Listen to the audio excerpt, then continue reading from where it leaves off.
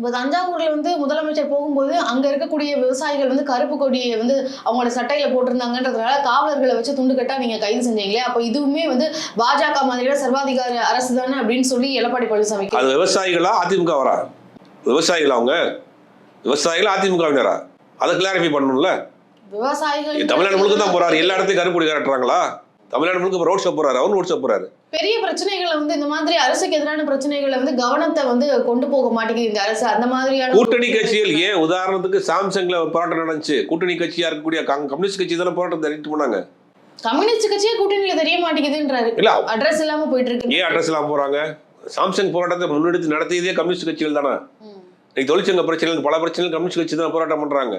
அப்ப நீங்க வந்து பாஜக அதிமுக கூட்டணியை மக்கள் ஏற்றுக்கொண்டார்கள் அப்படிங்கிற நம்பிக்கையை கொண்டு வர்றதுக்காக இந்த வேலையெல்லாம் இந்த பல்ட்டியெல்லாம் தமிழ்நாட்டில் அடிச்சுட்டு இருக்கீங்க. ஒருபோதும் உங்களை தமிழ்நாட்டு மக்கள் நம்ப மாட்டாங்க.